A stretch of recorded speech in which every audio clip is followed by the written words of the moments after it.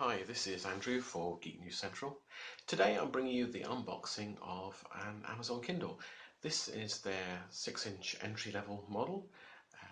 Having said that, it comes with a touchscreen display, and the latest generation of the Kindles reintroduces the white version that had been absent from the product line for a number of years. So let's just take a quick look. I don't think the Amazon Kindle really needs much introduction, other than to say that it's been tremendously popular and really was almost single-handedly responsible for creating the ebook market. Perhaps a little hyperbole there, but it's certainly not that far from the truth. So, opening up the box, very much in the style of all their Kindle products, we see the if you like, the shiny white Kindle. So let's take it out of the box. As you'd expect, there's instructions, but I'm fairly sure that these days all you'll get is you'll get a micro USB charging cable. They haven't supplied a charger itself for quite some time, so there's no surprises there. And usually their products come slightly charged, so with a bit of luck we'll just be able to turn it on. It's still in its little cellophane wrapper, so let's get out of that.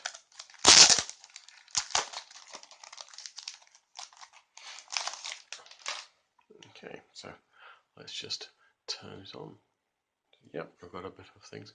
Looking around, we really just have the on-off button, and we have a micro USB port. Other than that, it's pretty plain all over. Yeah. So the Kindle's just starting up now.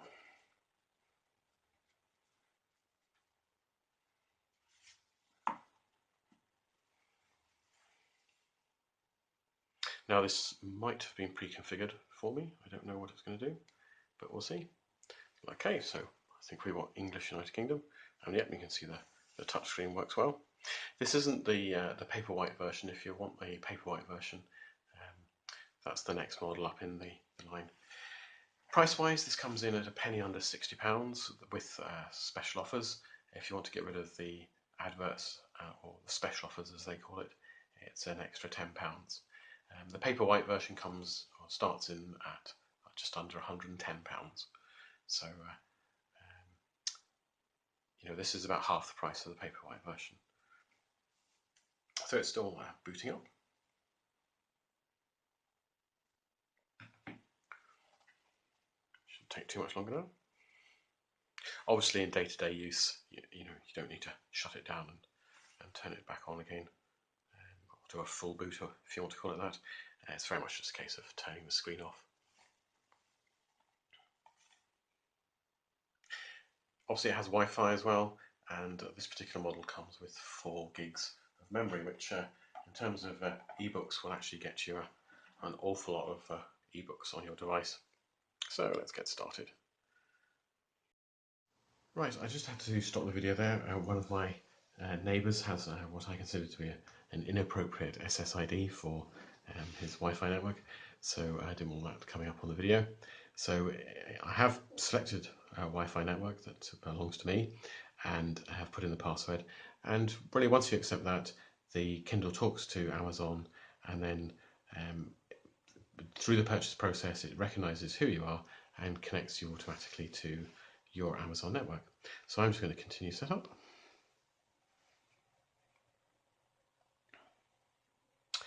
I'm not really a kind of social person, so I'm just going to connect later for those things. Also, just going to connect my existing account, or rather I shall skip over that. I'm not into the Goodreads just a minute. And now the Kindle takes you through a brief summary of how to use your Kindle. So you can see that there's the icons along the top, with the toolbar along there. You've got home and back buttons, work pretty much as you'd expect. What they call quick actions, so you've got things like airplane mode, and obviously you can sync your Kindle up quickly to your account. Recent books, reading lists over on this side on the right hand side of the screen, and some recommendations along the bottom, what you might be interested in reading next. So that's all done, so it's going to start looking at some of my library. I'm just going to see what I've actually got there. I'm I'm not sure I remember some of those, but anyway, it's been a while. So really that's a quick unboxing. I just had to skip out a bit to do with the setting up of, or the connecting up to a Wi-Fi network, but it's pretty straightforward. Okay, so we're at the Kindle home screen.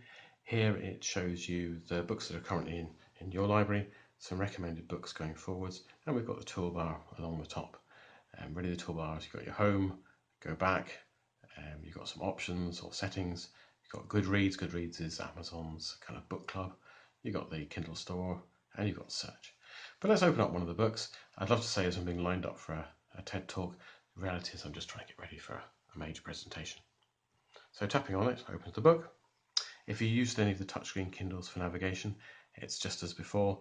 If you tap kind of in this larger area over here, you go down through the book page by page.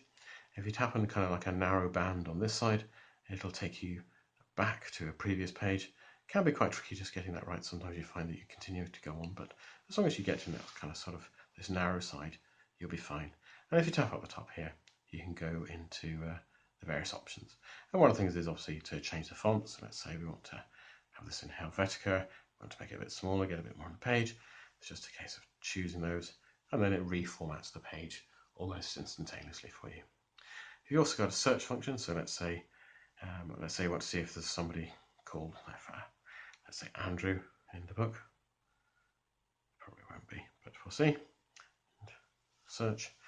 It'll have a way. Oh, it does. There are a few people called Andrew in the book. Great. And then if you want to go back to where you were, it's just a case of hitting the home button.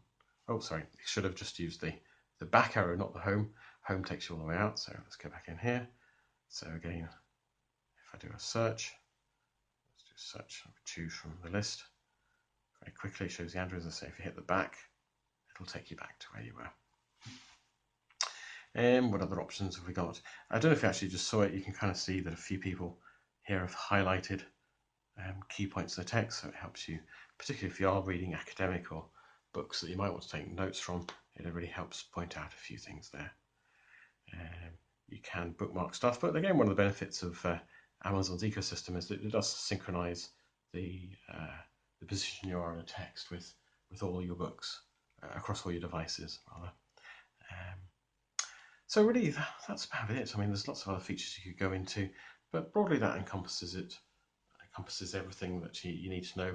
I mean, there are things like settings, so you can go in and change various bits of the device. So you've got airplane mode, you've got your Wi-Fi network, your registrations, you've got some of your device options such as parental controls and the language. You've got a couple of bits and pieces to do with things like the highlighting and working with social networks. But there's nothing that I don't think will scare anybody. So, as I said, this is the entry-level device. It's just a penny under £60 if you are happy to take the special offers or adverts, as everyone else knows them. Extra tenner if you want to get rid of those, I think. There's no backlight on this version. If you want the backlight, you have to go up to the Paperwhite version. So this device is this particular Kindle. It's fine if you're reading outside or reading in a well-lit room. It's not suitable if you're wanting to read in bed with the lights off and not to disturb your partner. Still excellent. It's great to see the white version back in after an absence of several years.